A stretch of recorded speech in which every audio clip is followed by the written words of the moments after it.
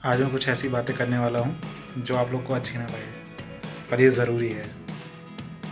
WWE के लिए ज़रूरी है, तो सुनना ज़रूरी है। Hit the music.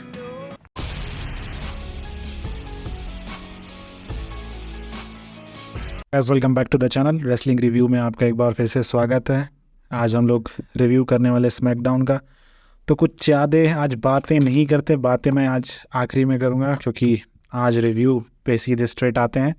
स्मैकडाउन की आज शुरुआत करते हैं कोडी रोड्स की एंट्री होती वही अमेरिकन नाइटमेयर के म्यूज़िक पे बढ़िया मज़ेदार पॉप के साथ, क्योंकि उन्होंने डिफेंड कर ली थी अपनी टाइटल समर स्लैम में अगेंस्ट सोलो सिकोवा। वो आते हैं रिंग में, वो पूछते हैं what do you want talk about. उसके बाद इंटरप्ट कर दिया जाता है solo Sikoa and blood line से। वो सोलो सिकोवा आते हैं, उसके बाद वो कहते हैं कि अगर वहाँ पे रोमन नहीं आया होता हमारे मैच के दौरान तो मैं चैम्पियन होता।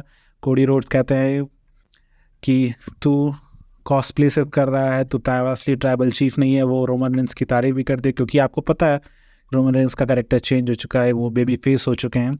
सोलो कॉल्स करते अपने फिर से एक रीमैच के लिए at the bash of the Berlin, पर कोडी कहते हैं पागल है क्या, मैं तेरे साथ क्यों लड़ूंगा, मैंने तुझे हरा दिया। ये सब जब फिर उसके बाद ये सब बोलने के बाद कि तू तेरी औकात ही नहीं है, अब क्या मैं तो जीत गया। फिर इतना सुनने के बाद भाई सोलो तो रुकने वाले हैं नहीं। सोलो ने अपने ब्लड लाइन को बोला अटैक करने के लिए, ब्लड लाइन आप अटैक करने के लिए टामा टोंगा टोंगा लोआ रहते। पर आज जेकब फाटू नहीं थी, इंजरी से रिलेटेड कुछ बात है, उस समस्या में उनके पैर में लगी थी और वो अभी तक कंफर्म नहीं किया गया, पर शायद लग गई है। वो रियलिटी में शायद उन्हें इंजरी हो गई, पर ज़्यादा नहीं, ठीक ठाक है, 1-2 हफ्ते में शायद वापस आ जाए। वो अटैक करने के लिए जाते, फिर पीछे से सेव करने के लिए केविन ओवेंस आ जाते हैं with steel chair, 2 steel chair के साथ। एक वो कोडी रोड्स को देते हैं और मारन, फिर उसके बाद ब्लड लाइन साइड हो जाती, कहते अभी नहीं है, अभी तो हम इसको छोड़ते हैं, अभी हम लोग रोमन रेंस पे ध्यान देते हैं। उसके बाद ये लोग निकलने वाले होते हैं, फिर कोडी रोड्स रुकते हैं रिंग में और वो कहते हैं कि हमें कुछ इंपॉर्टेंट बात करनी है केविन ओवेंस के साथ। मतलब केविन ओवेंस से कहते हैं हमें कुछ बात करनी है, और वो कहते हैं कि मैं तुझे टाइटल शॉट देना चाहता हूँ at the bash of the Berlin for the WWE undisputed championship के लिए। तो वो कहते हैं मैंने कोई अर्न नहीं की अपॉर्चुनिटी, लॉकर रूम में बहुत लोग हैं, ये सारी चीज़ें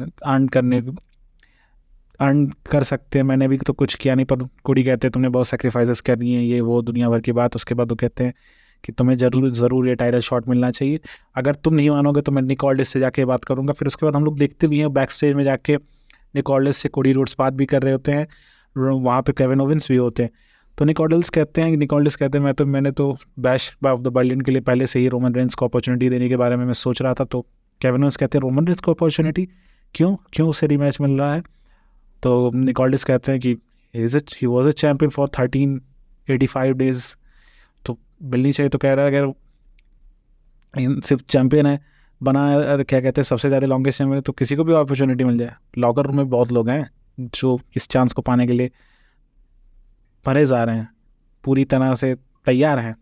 तो जब इतना सुनने के बाद भाई केविन ओवेंस कहते हैं अगर उसे अपॉर्चुनिटी मिल सकती है तो मुझे क्यों नहीं। तो फिर ये फाइनल हो चुका है बैश इन द बर्लिन में, कोडी वर्सेस केविन ओवेंस का मैच होगा for the WWE undisputed championship. उसके बाद एक मैच होता है street profits versus A down.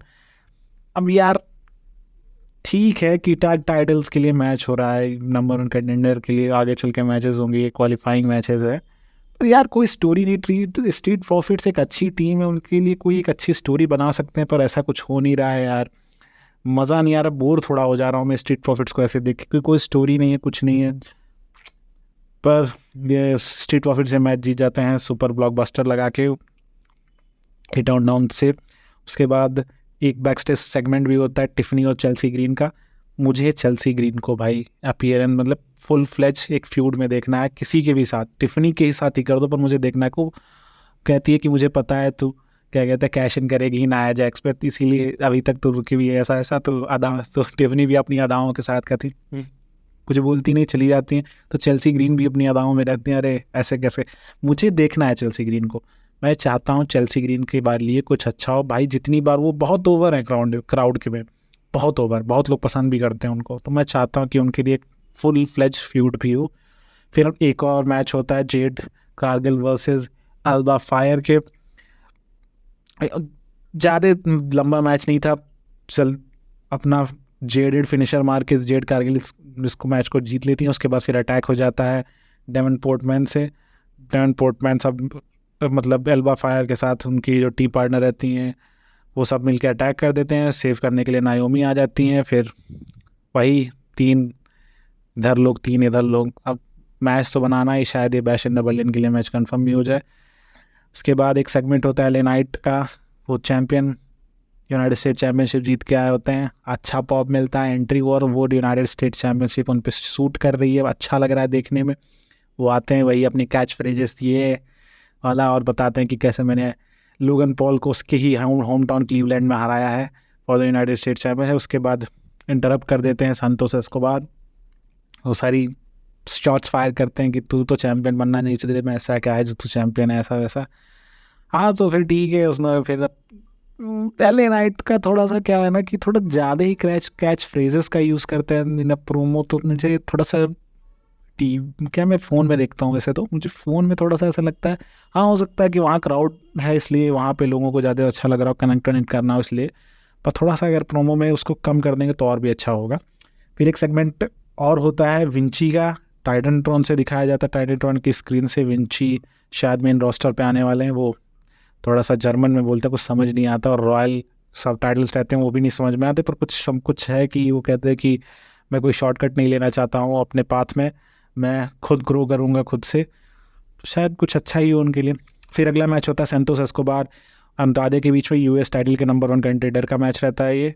अच्छा मैच था, बढ़िया मैच था। अपोलो क्रूज और कॉर्बिन भी रिंग साइड पे थे, और उस हर साइड एंजेलो गार्जा और अल्बर्टो कैरियो भी थे। ये दोनों को मारपीट के अल्बर्टो को और संतोष एस्कोबार को मारपीट के साइड एंजेलो गार्जा को मारपीट के अलग कर देते कॉर्बिन और अपोलो। फिर उसके बाद इलेक्ट्रा भी डिस्ट्रैक्ट करने की कोशिश करती हैं अंद्रादे को, पर उनकी हेल्प कर देते हैं कार्मेलो हेज आ जाते हैं, वो भी डिस्ट्रैक्ट जा कर देते हैं। फिर संतोष एस्कोबार ये मैच जीत लेते हैं। अंद्रादे स्क्रू के हो जाते हैं बाई कार्मेलो और इलेक्ट्रा। तो हाँ, संतोष एस्कोबार को अपॉर्चुनिटी मिल गई है यूएस टाइटल के शॉट का। फिर अगला मैच होता है DIY pit of versus Pretty Deadly. Match बहुत बढ़िया था, अच्छा मैच था। तो ये जो मैचेस हो रहे हैं, जो अच्छे मैचेस हैं, मतलब शोज़ पे अच्छे मैचेस भी होते हैं जो देखने में। DIY मेरी फेवरेट एक्चुअली NXT के टाइम से मेरी फेवरेट टीम है। बढ़िया मिड इन द मिडल मारते हैं, मैच को जीत लेते हैं, और वो क्वालिफाई कर जाते हैं race for the tag titles, जो कि वो हार गए थे समरस्लैम में ब्लड लाइन से। सॉरी, समरस्लैम से पहले एक स्मैकडाउन पहले ही हार गए थे।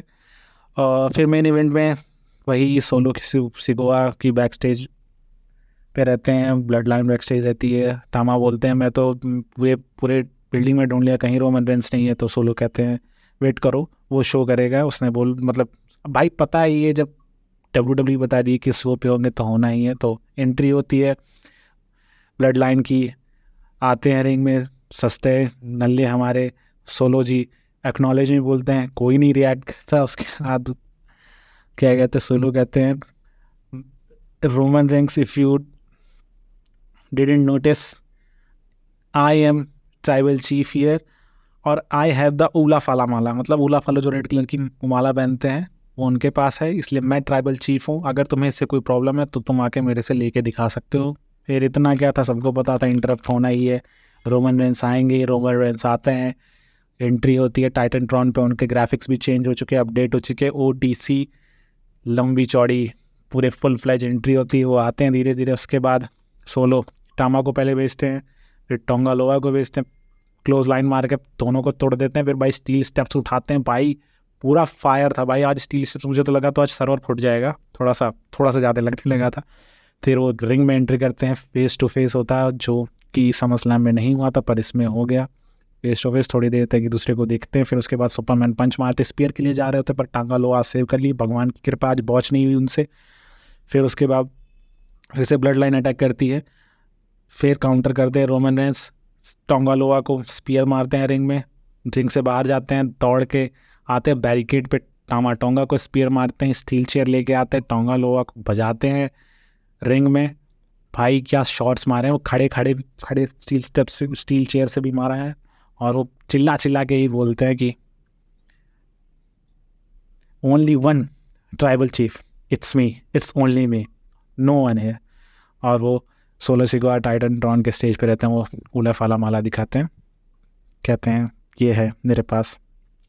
तो यहाँ से स्मैकडाउन ख़त्म हो जाती है। मैं बात करने वाला हूँ कोडी रोड्स के बारे में। WWE अनडिस्प्यूटेड चैम्पियनशिप उनके पास है, पर देख के लगता ही नहीं बंदे के अंदर कोई इंटेंसिटी है। किसी को भी कोई बिना फ्यूड के, भाई WWE कर क्या रही है उनके साथ, कोई बिना फ्यूड के साथ उन्हें केविन ओवेंस के साथ मैच कर, इतना प्यार मोहब्बत क्यों है भाई, इतनी प्यार, इतना पप्पू फेस क्यों बना देते हैं भाई। फेस बनाओ अच्छी बात है, पर थोड़ी इंटेंसिटी तो लाओ यार। मुझे ये देख के अच्छा नहीं लग रहा है कि कोडी रोड्स जो रोमन रेंस को हराया, इतना लंबा टाइटल रेन तोड़ा है, वो ऐसी चीज़ें यार कहते कर रहा है, एक फुल फ्लेज उसको कोई सेगमेंट मतलब मैचेस नहीं मिल रहे हैं जिसमें प्रोमोज हों, थोड़े अच्छे लंबे चौड़े मैच में वो मिले, स्टोरी मिले, समझ नहीं आ रहा मुझे। बार बार वही चीज़ें घूम घूम के आ रही हैं, तो इस पर वर्क करना चाहिए WWE को। मैं तो ये चाहता हूँ, पर बाकी स्मैकडाउन ठीक ठाक थी, मज़ा ज़्यादा नहीं आया पर ठीक ठाक स्मैकडाउन है बोलूँगा। अगर आपको ये मेरा वीडियो पसंद आया तो प्लीज़ चैनल को लाइक करें, सब्सक्राइब करें और शेयर करें, और प्लीज़ लाइक कर दो यार, और सब्सक्राइब भी करो चैनल को। अब मिलते हैं अगले रिव्यू में।